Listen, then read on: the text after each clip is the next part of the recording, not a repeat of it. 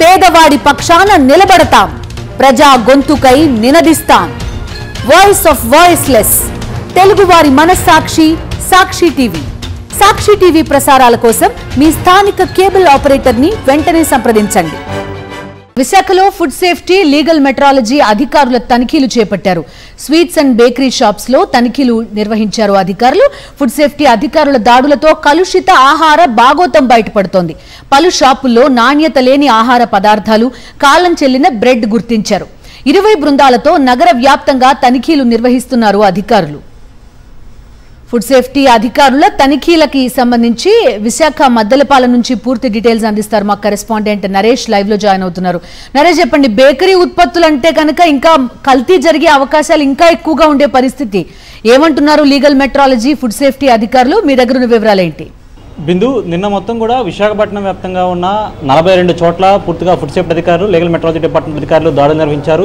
ఈ రోజు రెండవ రోజు బేకరీలపై దాడులు కొనసాగిస్తున్నారు. మనం ప్రస్తుతం విశాఖపట్నంలోని మద్దలపాలెంలో ఉన్న బేకరీ వద్ద ఉన్నాము. పూర్తిగా ఫుడ్ సేఫ్టీ అధికారులు మనతో పాటు ఉన్నారు. అసలు ఇక్కడ ఎటువంటి అంశాలను పరిశీలించారు, అసలు బేకరీల్లో పాటించాల్సిన ప్రమాణాలు ఏంటి, వీరు ఉల్లంఘిస్తున్న ప్రమాణాలు పరిశీలించేద్దాం. మనతో పాటు ఫుడ్ సేఫ్టీ అధికారి పూర్ణచంద్రరావు గారు. సార్, నిన్నంతా కూడా పూర్తిగా రెస్టారెంట్లపై దాడులు చేశారు, అక్కడున్న వైలేషన్స్ గుర్తించారు. ఇప్పుడు బేకరీలో ఎటువంటి అంశాలు కనిపించాయి, మీరేం గుర్తించారు? అందరికీ నమస్కారం. నిన్న రైడ్లు కంటిన్యూషన్. ఇవాళ నిన్న హోటల్స్, రెస్టారెంట్, దాబాలు చూసాం. ఇవాళ మెయిన్ కంప్లైంట్స్ ఎక్కువ వస్తున్న స్వీట్ షాపులు, స్వీట్ కార్ఖానాలు, తర్వాత బేకరీలు, బేకరీ కార్ఖానాలు మెయిన్.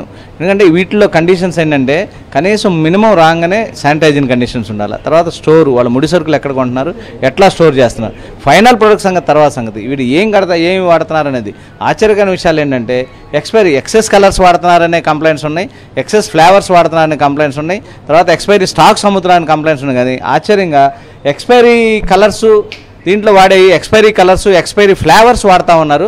ఎప్పుడు 1 నెల 2 నెలలు కాదు, 1.5 year క్రితం ఎక్స్పైర్ అయిన కలర్సు, 1.5 year కింద ఎక్స్పైర్ అయిన ఫ్లేవర్సు. ఇది జనవరి 22 తయారైంది. ఇది 24 నెలలు ఉంటుంది. జనవరి 24కి అయిపోయింది. జనవరి 24 అయిపోయిన కలర్స్ పెట్టుకొని వీళ్ళు గ్రీన్ కలరు, ఎల్లో కలరు, చూడండి కలర్ ఎట్లా ఉందో. ఇవన్నీ పిల్లలు తినే కేక్స్ మీద, బిస్కెట్స్ మీద ఫ్లేవర్స్. ఇది సోయా సాస్ ఉంది, సోయా సాసు ఆగస్టు 24, 6 నెలలు, ఫిబ్రవరి 24కి ఎక్స్పైర్ అయిపోయింది.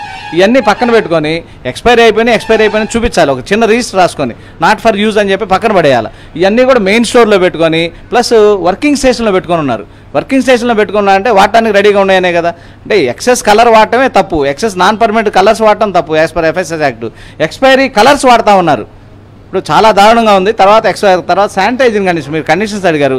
మనకు ముందు రాగానే శానిటైజింగ్ కండిషన్స్ ఉండాలి, తర్వాత యుటెన్సిల్స్ బాగుండాలి, తర్వాత పబ్లిక్ వాళ్ళ వర్కర్స్ హైజీన్ కండిషన్స్ ఉండాలి, వర్కర్స్ మెడికల్ కండిషన్స్ బాగుండాలి. ఇవన్నీ ఏది ఫాలో అవ్వట్లేదు. తర్వాత ఈ వాడే కూడా అన్ని ముడి పదార్థాలు వాడుతున్నారు. తర్వాత ఇప్పుడు ఈ బేకరీకి ఐటమ్కి సంబంధించి ఇక్కడ తయారు చేసిన బ్రెడ్నే మనం చూస్తున్నాం. దీని మీద ఎక్స్పైరీ బెస్ట్ బిఫోర్ 6 days అని ఉంది. అసలు మ్యానుఫ్యాక్చర్ ఇప్పుడు జరిగింది 6 days అన్నారు. కానీ అదే మన DC గారు కూడా చెప్తుంది ఏంటంటే బెస్ట్ బిఫోర్ 45 days అంటున్నారు. ఎప్పుడు తయారు చేసింది ఎట్లా అంటే 45 రోజులు ఎప్పుడు దాకా నమ్ముకుందామని వాళ్ళ ఉద్దేశం. డేట్ వేసారంటే 45 రోజులకి రిస్ట్రిక్ట్ అయిపోద్ది కాబట్టి డేట్ కావాలని వాళ్ళు అవాయిడ్ చేస్తున్నారు. అది మా రూల్ ప్రకారం, లీగల్ మెట్రాలజీ రూల్ ప్రకారం కూడా లేబుల్ కండిషన్స్లో వైలేషనే.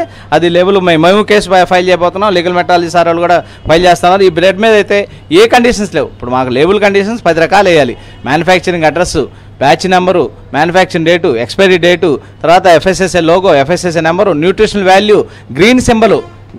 వెజిటేరియన్ అయితే గ్రీన్ సింబల్ ఉండాలి. ఇవన్నీ ఉండాల్సింది. ఏ కండిషన్స్ లేకుండా అమ్ముతా ఉన్నారు, తయారు చేస్తూ ఉన్నారు. వీళ్ళందరి మీద లీగల్ యాక్షన్ ఇస్తూ ఉన్నాము. తర్వాత నోటీసులు ఇష్యూ చేస్తున్నాం. ఎక్స్పైరీ స్టాక్స్ వాడినందుకు, తర్వాత హైజీన్ కండిషన్స్ పాటించినందుకు ఇంప్రూవ్మెంట్ నోటీస్ ఇస్తున్నాం.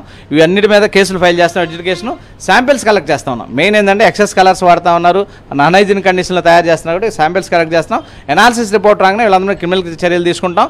ఇవన్నీ కూడా కమిషనర్ గారి దృష్టికి తీసుకెళ్ళి ఇమ్మీడియట్గా వీళ్ళ ఇట్లాంటి బేకరీలు ఉంటే మాత్రం లైసెన్స్ సస్పెండ్ చేస్తాం. సస్పెండ్ చేసి ఇదే కంటిన్యూ అయితే మాత్రం లైసెన్స్ క్యాన్సిల్ చేసి షాపులు క్లోజ్ చేస్తాం. రైట్, ఇది పరిస్థితి. పూర్తి స్థాయిలో బేకరీ ఐటమ్కి సంబంధించిన గోల్మాల్ ఏ విధంగా జరుగుతుంది, ఎందుకంటే ఏళ్ల తరబడి ఎక్స్పైర్ అయిపోయిన ఫుడ్ కలర్స్ను వాడుతున్నారని, అదేవిధంగా సాసులు కూడా వాడుతున్నారని బెస్ట్ బిఫోర్ 6 days అనే ఒక లేబుల్ విధించారు. కానీ దాన్ని మ్యానుఫ్యాక్చరింగ్ డేట్ ఎప్పుడు పెట్టకుండా పూర్తిగా అమ్మకాలు జరుపుకుంటూ గుర్తించారు. Okay Naresh, thank you.